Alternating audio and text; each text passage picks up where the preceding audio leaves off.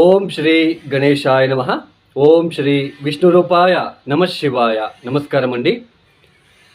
ఎవరైతే ఈ వీడియోని చూస్తున్నారో లైక్ చేయండి, షేర్ చేయండి, సబ్స్క్రైబ్ చేసుకోండి. మరియు ఈ ఒక వీడియో పైన మీ అభిప్రాయాలని కామెంట్ రూపంలో మాకు తెలియచేయండి. ముఖ్యంగా కుజ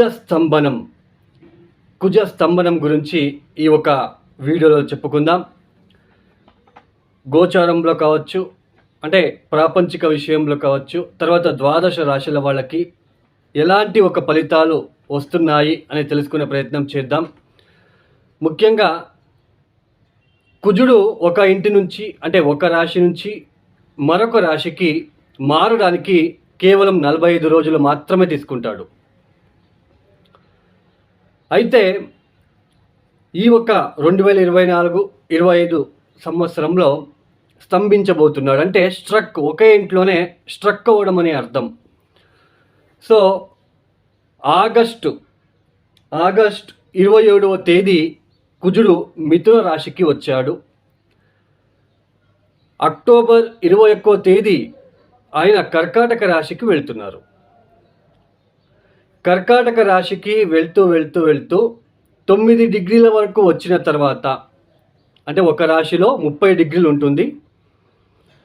కుజుడు మిథునం నుంచి కర్కాటక రాశికి అక్టోబర్ 21వ తేదీ వస్తున్నాడు. సో 9 డిగ్రీల దగ్గరికి వచ్చిన తర్వాత, అంటే దాదాపు డిసెంబర్ 7వ తేదీకి ఆయన 9 డిగ్రీలకి వస్తున్నాడు. అలా వచ్చిన తర్వాత మళ్ళా రిట్రో అవుతున్నాడు, అంటే వక్రగతి పొందుతున్నాడు. మళ్ళా వెనక్కి 9 డిగ్రీల నుంచి మళ్ళా వెనక్కి వెళ్తూ మిథున రాశిలోకి వెళ్తున్నాడు. సో ఈ ఒక్క ప్రాసెస్ ఏదైతే ఉందో, దాదాపు ఆయన సింహ రాశికి వెళ్ళడానికి జూన్ 7వ తేదీ 2025 సంవత్సరం జూన్ 7వ తేదీ సింహరాశికి వెళ్తున్నాడు. అంతవరకు కూడా మిథున కర్కాటక రాశిల్లోనే కుజుడి యొక్క సంచారం జరుగుతున్నది. అంటే ఆయన రావడము, వక్రించి మళ్ళా వెనక్కి వెళ్ళడము. సో ఈ ఒక సంచారం వల్ల ద్వాదశ రాశులకి కావచ్చు, మన ప్రాపంచిక విషయంలో గోచారం నుంచినే మనము సామాజికంగా, అంటే ఆర్థిక స్థితి ఎలా ఉంటుంది, ఉద్యోగం ఎలా ఉంటుంది, అంటే టోటల్ వరల్డ్ వైజ్ ఆర్థిక స్థితి ఎలా ఉంటుంది, తర్వాత ఈ ఒక జాబ్ రిలేటెడ్ ఎలా ఉంటుంది, తర్వాత పొలిటీషియన్స్కి ఎలా ఉంటుంది, తర్వాత బిజినెస్ మ్యాగ్నెట్స్కి ఎలా ఉంటుంది, ఇవన్నీ కూడా మనం ఇట్లా తెలుసుకుంటాం. ఈ గోల్డ్ రిలేటెడ్ కావచ్చు, బంగారం విషయంలో కావచ్చు, ఇలా ప్రతి ఒక్కటి కూడా మనం ఈ ఒక ట్రాన్సిషన్ ఏదైతే జరుగుతుందో ఈ వీటి వలన మనం తెలుసుకుంటాం. ఆల్రెడీ మనము చూడండి, ఈ అక్టోబర్ మాసం నుంచినే ఇక్కడ గురువు వక్రించాడు, శని కూడా వక్రించాడు, రాహు వక్రించాడు, కేతు వక్రించాడు. అంటే రాహుకేతులు ఇద్దరు కూడా ఎప్పుడూ కూడా వక్రగతిలోనే సంచారం చేస్తుంటారు. అయితే విశేషంగా ఇక్కడ గురువు వక్రించడము, శని వక్రించడము, కాలపురుష చక్రం అంటే ఏంటి, మేషరాశి నుంచి మీనం వరకు. సో కాలపురుష చక్రం నుంచి దశమ స్థానం ఏదవుతుంది, మేషం నుంచి కౌంట్ చేసుకుంటూ వస్తే మకరం 10వ రాశి అవుతుంది. అంటే వృత్తి స్థానం అవుతుంది. వృత్తికారకుడు, కర్మకారకుడు శని వక్రించడము, ధనకారకుడు గురువు కూడా వక్రించడము. So all over world wise మనకి జాబ్ రిలేటెడ్ స్ట్రగల్స్ ఎక్కువ మంది ఫేస్ చేస్తున్నారు. ఆల్రెడీ ఫైనాన్షియల్ సెక్టర్స్లో కూడా చాలా ఇబ్బందులు ఫేస్ చేస్తున్నారు. సో ఇప్పుడు కుజుడు కూడా అక్కడ ఎప్పుడైతే కర్కాటక రాశికి వస్తున్నాడో, కుజుడికి శనికి షష్టాష్టకాలు ఏర్పడుతున్నాయి. అంటే కుజుడు ఉన్న స్థానం నుంచి శని 8వ స్థానం, శని ఉన్న స్థానం నుంచి కుజుడు 6వ స్థానం, షష్టాష్టక స్థానం. కుజుడి యొక్క దృష్టి ఏ రాశుల మీద ఉంటుందంటే, కుజుడు ఉన్న స్థానం నుంచి ఆయన చతుర్థాన్ని చూస్తాడు, సప్తమాన్ని చూస్తాడు, అష్టమాన్ని చూస్తాడు. అంటే కర్కాటక రాశిలో సంచారం చేసేటప్పుడు కుజుడి యొక్క దృష్టి 8వ స్థానమైన కుంభరాశిలో పడుతుంది. కాబట్టి గోచారములు ఎలా ఉంటుందంటే, సో ఇక్కడ ముఖ్యంగా ప్రమాదాలు ఎక్కువ అయ్యే సూచనలు ఉంటాయి. అది మిషనరీ ప్రమాదాలు కావచ్చు, రోడ్ యాక్సిడెంట్స్ కావచ్చు, ప్లేన్ క్రాషెస్ కావచ్చు, బోట్కి సంబంధించిన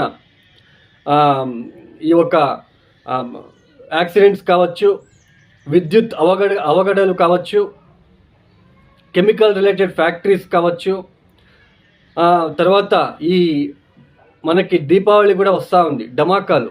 సో వాటికి సంబంధించిన ఫ్యాక్టరీలో కావచ్చు, ఇలా తర్వాత గ్యాస్ రిలేటెడ్ కావచ్చు, ఇవన్నీ కూడా ఇబ్బందులకి గురయ్యే సూచనలు ఉంటాయి. కుజుడు అంటే ఏంటి? Police department, military department, technically mechanical oriented machinery, thermal department, electrical department, manufacturing, iron oriented manufacturing sectors కావచ్చు.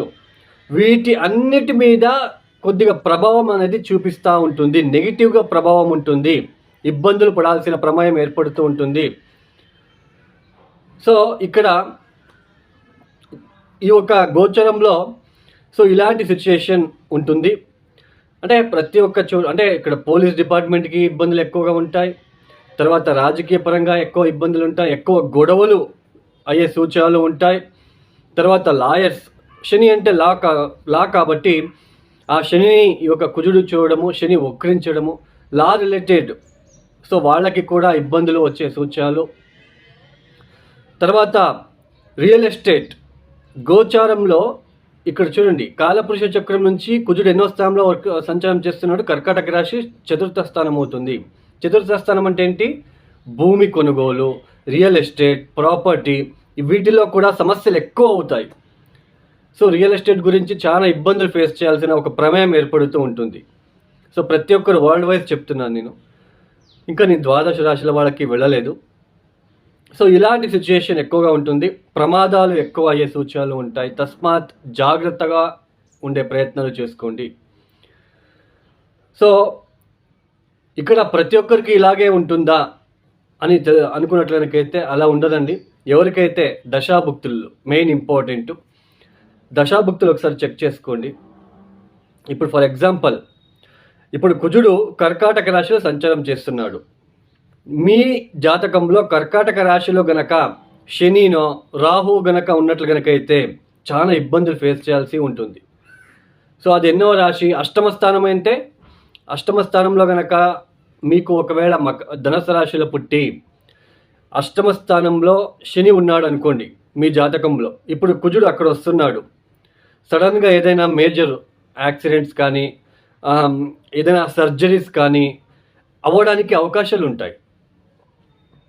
అదే చతుర్థ స్థానం తీసుకోండి, చతుర్థ స్థానంలో శని ఉన్నాడు అనుకోండి, సో అక్కడ కుజుడు వస్తున్నాడు, ఏదైనా అన్ఎక్స్పెక్టెడ్ ప్రాపర్టీ రిలేటెడ్ లాసెస్ కావచ్చు, మదర్ ఓరియంటెడ్ ఇబ్బందులు కావచ్చు, కంఫర్ట్ కోల్పోవడం కావచ్చు, ఇలాంటివి ఎక్కువగా ఉంటాయి. అంటే దశాభుక్తిని చూసుకోండి. సో అక్కడ మీరు దశాభుక్తులు మీ జాతకంలో ఎలాంటి సిచ్యుయేషన్ ఉంది, ఎవరికైతే కుజ దశ, కుజ అంతర్దశ, కుజ ప్రత్యంతర దశలు జరుగుతూ ఉంటాయో, సో అక్కడ మీరు ఈ ఒక గోచారంలో ఉంటున్న స్థానానికి, మీ జాతకంలో ఉంటున్న స్థానానికి ఇవన్నీ కూడా మ్యాచ్ చేసుకున్నట్లయితే సో మీకు రిజల్ట్ అనేది ఈజీగా తెలిసిపోతుంది. సో ప్రతి ఒక్కరు కూడా ఆల్రెడీ మనం గోచరంలో చూస్తున్నాం, ఆల్రెడీ జరుగుతున్న ఒక ఇబ్బందులు, వృత్తికారకుడు శని వక్రించడము, ధనకారకుడు గురువుగారు వక్రించడము, ఇప్పుడు కుజుడు కూడా అక్కడ వచ్చి వక్రించడము, యుద్ధ భీతి, అంటే యుద్ధాలు ఎక్కువ జరిగే సూచనలు ఉంటాయి, అక్కడక్కడ గొడవలు అయ్యే సూచనలు, ప్రమాదాలు అయ్యే సూచనలు, లాసెస్ అయ్యే సూచనలు, రియల్ ఎస్టేట్ కావచ్చు, మెకానికల్ ఇండస్ట్రీస్ కావచ్చు, వీటి వలన సో వీటిలో ఇబ్బందులు ఏదైనా వచ్చే సూచనలు ఉంటాయి. కాబట్టి అది ఇండివిజువల్ రాశి ప్రకారంగా మనము ఎలా తెలుసుకోవచ్చు అని తెలుసుకుందాం. ముఖ్యంగా చూడండి, అక్టోబర్ 21వ తేదీ నుంచి డిసెంబర్ 7వ తేదీ వరకు కుజుడు కర్కాటక రాశిలో సంచారం చేస్తూ డిసెంబర్ 7వ తేదీ ఆయన వక్రించబోతున్నాడు. డిసెంబర్ 7వ తేదీ నుంచి 2025 ఫిబ్రవరి 24వ తేదీ వరకు కూడా ఆయన వక్రించి మిథున రాశిలో, అంటే కర్కాటక రాశి నుంచి వెనక్కి వెళ్తూ మిథున రాశిలోకి వెళ్ళి మళ్ళా ఫిబ్రవరి 24వ తేదీ ఆయన మళ్ళా కర్కాటక రాశి వైపు వస్తుంటాడు. ఎగైన్ జూన్ 7వ తేదీ వరకు కూడా ఆయన కర్కాటక రాశిలోనే సంచారం చేస్తూ తర్వాత సింహరాశికి రాబోతున్నారు. ఈ ఒక సంచారం ఏదైతే ఉందో ఇక్కడ ద్వాదశ రాశుల వాళ్ళకి తెలుసుకునే ప్రయత్నం చేద్దాం. ఇక తదుపరి రాశి మిథున రాశి. ఈ మిథున రాశి వాళ్ళకి ముఖ్యంగా కుజుడు 6వ స్థానాధిపతి మరియు లాభాధిపతి అవుతున్నాడు. ఇక్కడ అక్టోబర్ 21వ తేదీ నుంచి కూడా డిసెంబర్ 7వ తేదీ వరకు కర్కాటక రాశిలో అంటే ద్వితీయ స్థానంలో సంచారము. ఎప్పుడైతే 2024 డిసెంబర్ 7వ తేదీ నుంచి మళ్ళా వెనక్కి వెళ్తున్నాడు, అంటే వక్రించి మళ్ళా మిథున రాశికి వెళ్తున్నాడు. సో ఈ యొక్క మిథున రాశి వాళ్ళకి ముఖ్యంగా ఆర్థిక సమస్యలు వచ్చే సూచనలు ఉంటాయి, ఆరోగ్య సమస్యలు వచ్చే సూచనలు ఉంటాయి. తర్వాత ఈ యొక్క మిథున రాశి వాళ్ళకి ఒక ఫ్రస్ట్రేషన్, ఏదో తెలియని ఒక కోపం లాంటిది, ఆ ఒక ఫ్రస్ట్రేషన్ని దాన్ని ఎలా తీర్చుకోవాలన్నట్టుగా మీరు అనిపిస్తూ ఉంటుంది. మీ యొక్క మైండ్లో అలాంటి థాట్ తట్టుకోలేరు. ఎవరైనా వచ్చి చిన్న క్వశ్చన్ అడిగినా మీరు కోపం అనేది ఎక్కువ అవుతూ ఉంటుంది. తర్వాత ఎక్కువ కంఫర్ట్ లేకుండా, నాకు అంటే ఒక మనశ్శాంతి లేకుండా ఉండే ఆస్కారాలు ఉంటుంది. అంటే ఎటు చూసినా కూడా ఇబ్బందులు, ఒడదొడుకులే ఉన్నట్టుగా కనిపిస్తూ ఉంది నాకు. సో అన్నట్టుగా మీ ఒక ఫీలింగ్ అనేది అలాగే ఉంటుంది. ఒకవేళ ఈ సమయంలో కనుక మీకు కుజ మహాదశ కనుక జరుగుతూ ఉన్నట్లు కనుకైతే, కుజ దశ కావచ్చు, కుజ అంతర్దశ కావచ్చు, కుజ ప్రత్యంతర దశ కావచ్చు జరుగుతున్నట్లు కనుకైతే ప్రాబ్లమ్స్ అనేది మరిన్ని ఎక్కువ అయ్యే సూచనలు ఉంటాయి. ఫ్రస్ట్రేషను, కోపము, తర్వాత ఇంట్లో వెళ్ళినా గొడవలు, బయట చూసినా గొడవలు, మిమ్మల్ని ఇబ్బంది పెట్టే వాళ్ళు ఎక్కువగా ఉంటారు. ప్రతి పనిలో కూడా ఆటంకాలు, తర్వాత తండ్రితో కూడా కొన్ని ఆటంకాలు వచ్చే సూచనలు, హయ్యర్ ఎడ్యుకేషన్లో ఆటంకాలు. సో ఇలాంటివి ఎక్కువగా కనిపించడానికే అవకాశాలు ఉంటాయి. తర్వాత స్నేహితుల ద్వారా నష్టపోవడం లాంటిది లేదా మోసపోవడానికి అవకాశాలు ఉంటాయి. తర్వాత ఇక్కడ ముఖ్యంగా ద్వితీయ స్థానం అంటే ఏంటి? మనం మాట్లాడే స్వభావము, మనం భోజనం చేసే ఒక స్వభావం కావచ్చు. తర్వాత మనకి ఫైనాన్షియల్ వెల్త్ ఇండికేషన్ చేస్తుంది సెకండ్ హౌస్. తర్వాత ఫ్యామిలీ రిప్రజెంట్ చేస్తుంది సెకండ్ హౌస్. ఇవన్నీ కూడా కోల్పోవడానికి అవకాశాలు ఉంటాయి. అంటే ఒక వీళ్ళకి సరైన సమయంలో, అంటే సరైన సమయానికి భోజనం చేయడానికి అవకాశాలు ఉండవు. సో తర్వాత ఫ్యామిలీలో ఒక అనర్థాలు, అపార్థాలు రావడానికి అవకాశాలు ఉంటాయి. తర్వాత వెల్త్, అంటే డబ్బు కూడబెట్టిందంతా కూడా ఇక్కడ ఏదో ఒకటి వేస్ట్ ఎక్స్పెండిచర్ కావచ్చు, లేదా హాస్పిటల్కి సంబంధించిన విషయానికి కావచ్చు, ఇట్లా వేస్ట్ ఎక్స్పెండిచర్ అవ్వడానికి ఛాన్సెస్ ఉంటాయి. అంటే మిథున రాశికి ఇది అంతా, ఈ యొక్క ట్రాన్సిషన్ ఏదైతే కుజస్తంభనం ఉందో ఇది చాలా ఇబ్బంది పెట్టే రకంగా మీకు ఉంటుంది. కాబట్టి ఈ తప్పనిసరిగా ఈ మిథున రాశి వాళ్ళు ఈ కుజగ్రహ దోష నివారణ కోసం పరిహారాలు చేసుకోవాలి. సో ఆ ఫ్రస్ట్రేషన్ను, ఆ ఒక కోపతాపాలకి పోకుండా, ఫైనాన్షియలీ ఎవరిని నమ్మకుండా, తర్వాత జాగ్రత్తగా వెహికల్ డ్రైవింగ్ చేసేటప్పుడు కూడా జాగ్రత్తగా ఉండే ప్రయత్నము. సో ఇవన్నీ, తర్వాత ఓవర్ కాన్ఫిడెన్స్తో వెళ్లకుండా, తర్వాత నీళ్ళల్లో గనక మీరు ప్రయాణాలు చేస్తున్నట్లయితే బోట్లో కావచ్చు, లేదా స్విమ్మింగ్ హాబీ ఉన్నవాళ్ళు చాలా జాగ్రత్తగా ఉండే ప్రయత్నం చేసుకోండి. సో ఈ కుజగ్రహ దోష నివారణ కోసం మిథున రాశి వాళ్ళు తప్పనిసరిగా కేజీంబావు కందిపప్పు సోమవారం రాత్రిపూట లేదా సాయంత్రం పూట నానబెట్టేసి మంగళవారం ఉదయాన్నే లక్ష్మీ నరసింహస్వామికి, లేదా ఆంజనేయ స్వామి వారికి, లేదా సుబ్రహ్మణ్య స్వామికి పాలతో, తర్వాత కొబ్బరి బొండం నీళ్లతో అభిషేకాలు చేయించి అంటే గోచారంలో ఉంటున్న కుజగ్రహ దోష నివారణ కోసం ఈ పరిహారం చేసుకుంటున్నాను. కుజగ్రహ దోష నివారణ అవ్వాలని మొక్కుకొని ఏదైతే కందిపప్పు నానబెట్టి ఉంటారో ఆ నీళ్ళని తీసేసి బాగా మెత్తగైపోయి ఉంటుంది, ఎక్కువ బెల్లం కలిపి రోడ్ సైడ్లో ఆహారం లేకుండా ఉన్న ఎద్దులకి తినిపించండి. ఆవులకి కాదు, ఎద్దులకి తినిపించే ప్రయత్నాలు చేసుకోండి. తర్వాత ఇక్కడ ముఖ్యంగా ఈ యొక్క మిథున రాశి వాళ్ళు వీలైతే మీరు దాళింబ